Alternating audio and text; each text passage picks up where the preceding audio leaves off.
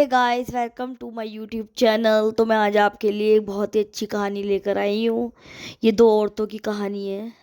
कहानी इस तरह का है कि दो औरतें होती हैं, जिसमें से एक का नाम होता है रजनी, और एक का नाम होता है सरोज। रजनी सरोज की जेठानी होती है, और जो सरोज है वो उसकी दिरानी होती है। तो आपस में इन दोनों का बहुत प्रेम भाव था। अब दोनों की शादी एक ही साथ हुई थी, दो दो भाइयों से। बड़ी की शादी हुई थी भाई के साथ, रजनी की। और छोटी वाली जो सरोज है उसकी शादी हुई थी उस सरोज के उसके देवर के साथ। तो गाइस, अब ऐसा होता है कि ये आपस में बहुत अच्छे से रहते हैं। शादी भी इनकी मतलब एक साथ ही हुई थी। तो 2-3 महीने बाद शादी के, जो छोटी वाली जो होती है सरो, वो कहती है रजनी से कि दीदी, मुझे अजीब अजीब सा हो रहा है और उल्टियाँ आ रही हैं, उबकाई सी। तो वो कहती है हाँ, घर कुछ होने वाला है। चेकअप के लिए ले जाती है उसको मेडिकल। तो वहाँ जाके पता चलता है कि वो प्रेग्नेंट है। तो गाइस, क्या नाम है, वो घर में बहुत खुशी का माहौल हो जाता है। घर में बहुत खुशी होती है कि बच्चा आने वाला है।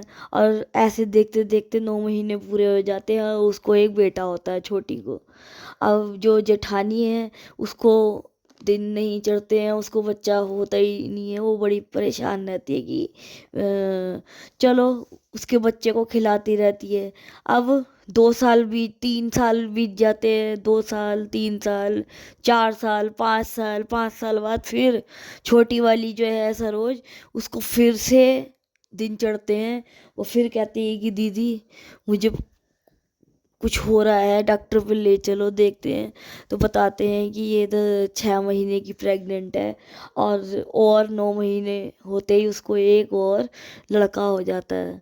अब उसे बहुत गुस्सा आता है जेठानी को, जिसका नाम सरोज है, कि मैं इस रजनी ऐसा, क्या नाम है, इसे बर्बाद कर दूंगी। इसके तो दो दो बेटे हो गए और मेरे पास मेरी कोख खाली है। मेरा नाम वंश कैसे चलेगा। वो बहुत ज़्यादा चिढ़ती है रजनी। तो अब रजनी क्या करती है, उसके दिमाग में अपनी सहेली को फ़ोन लगाती है। सहेली कहती है, क्या हुआ, क्यों परेशान हो रही है। तो कहती है कि ऐसी ऐसी बात है, मेरे को कोई बच्चा नहीं हो रहा है, इलाज भी करवा रहे हैं। और मेरी छोटी वाली देरानी के देख लो, 2 बेटे हो गए हैं 5 साल के अंदर। सब उसी की तारीफ करते रहते हैं, मुझे कोई पूछता तक नहीं है।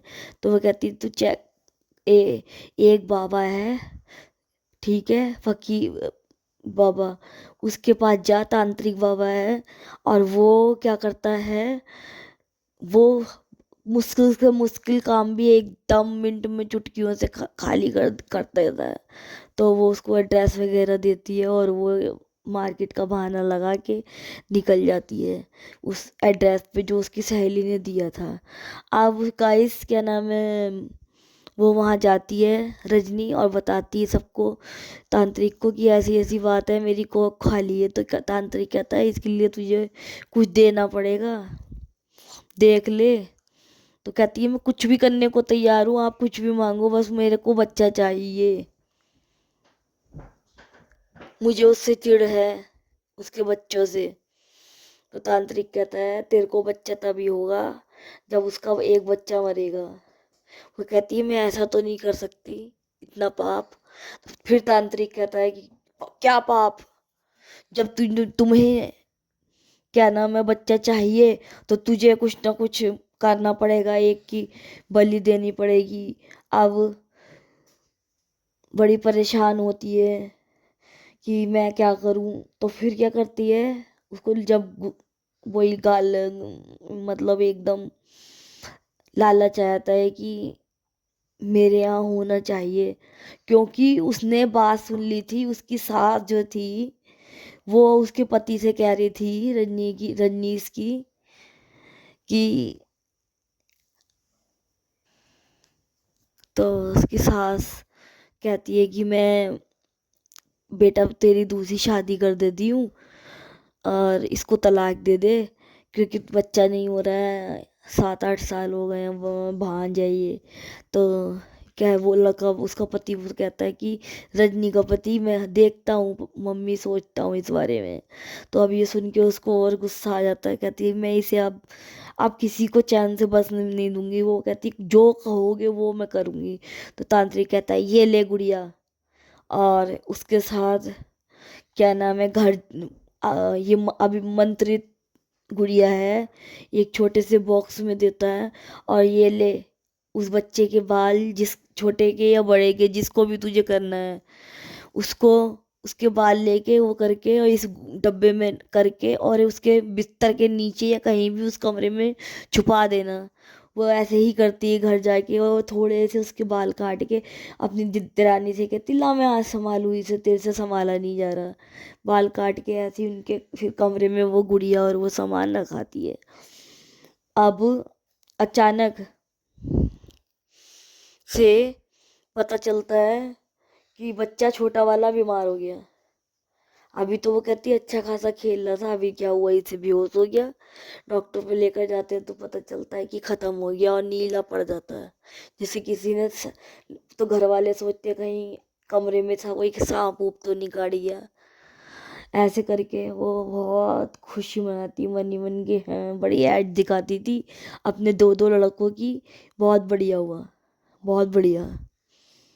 तो अब गाइस क्या नाम है, वो तांत्रिक के पास जाती है और कहती है देखा बाबा, तुमने जो कहा था वही हुआ। तो मांग कहता और अब मुझे बच्चा हो जाएगा, कहता अब ये एक बार और करना पड़ेगा तुझे ऐसे ही, तब जाके होगा। फिर दोबारा ऐसे ही करती है, जाती है उसी कमरे में बॉक्स रखती है। उसका जो बेचारी का बड़ा वाला लड़का होता है वो भी शाम को ख़त्म हो जाता है नीला पड़ के। फिर घर वाले कहते हैं कि कहीं सांप है, ये क्या चीज़ है। ये डॉक्टर ने भी कहा किसी जहरीली चीज़ से मरे हैं, पता नहीं लग पाया। वो छोटी वाली ना मरने वाली हो जाती है, बहुत रोती है, कहती है रजनी रो मत बहन, रो मत, तू मेरी छोटी बहन है, भगवान के आगे कोई जोर नहीं चलता, कोई ना फिर हो जाएगा तुझे बच्चा। तो अभी तो तू जवान है, मुझे देख मैं तो बिना बच्चे के रह रही हूँ, है मुझे तो होता भी नहीं है। तो अब कहती, फिर क्या होता है कि वो अपने पति से कहती है कि ना तो कोई सांप दिखता है ना कुछ दिखता है, बच्चे मेरे दोनों खत्म कैसे हुए हैं। तो कहते हैं कोई ना कोई तो बात जरूर है। तो ये दोनों एक ना पंडित जी होते हैं बहुत पहुंचे हुए, उनके पास जाते हैं। पंडित पंडित जी ऐसे हैं कि बैठे बैठे कुछ भी बता सकते थे। तो ये दोनों पति पत्नी सरोज और उसका पति जाते हैं वहाँ पर, पूछ पंडित जी को प्रणाम करते हैं और पंडित जी से पूछते हैं कि पंडित जी ऐसे ऐसे हमारे घर में हुआ है। तो पंडित जी ने कहा है, ध्यान लगाया और बोला कि ये तुम्हारे ही घर में से किसी ने किया है कुछ दोनों बच्चों पे, और तुम्हारे कमरे में ही कुछ है, घर जाओ और घर जाके देखो क्या निकलता है। और अगर निकल जाए सामान जो मैं कह रहा हूँ तुम्हारे घर में, तो जो जिसने भी किया है उसके ऊपर उल्टा हो जाएगा। तो अब ये जाते हैं और जाके देखते हैं तो सच्ची में एक कमरे में बॉक्स होता है, उसमें गुड़िया होती है। तो अगले दिन फिर दोबारा वो बॉक्स और गुड़िया लेके वो उसी पंडित जी पे जाते हैं। पंडित जी कहते हैं ये तो बहुत अभिमंत्रित, इसी की वजह से दोनों बच्चों की मौत हुई है। तो इसी की वजह से मौत हुई है। तो कहते पंडित जी कैसे पता चलेगा कौन है घर में या कैसे, जन्मदिन मनाया था बच्चों का इन्होंने। तो कहते हैं कि ये लो, और क्योंकि बच्चों को मरे हुए 3 साल हो गए थे, क्या कहते हैं कि अब तू एक काम करो, ये लो पुड़िया, घर में कोई प्रोग्राम करो किसी भी बहाने से, और इस पुड़िया में थोड़ा थोड़ा जितने भी मेहमान बुलाओगे थोड़ा थोड़ा सबको ये मिलाते जाना चाय में।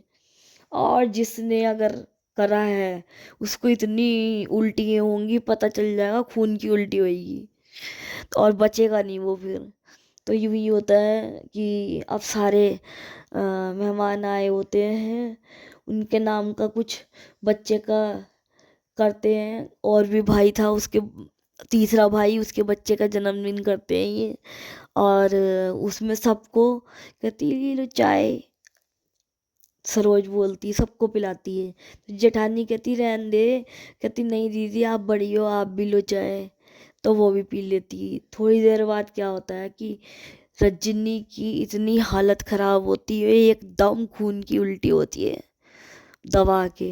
वो कहती है क्या है, अब दोनों समझ जाते हैं वो पति पत्नी की, रजनी ने किया है, और इतनी खून की उल्टी होती है उससे। तब बोली ये सरोज, शर्म नहीं आई तुझे, मेरे दोनों बच्चे मर मार दिए तूने।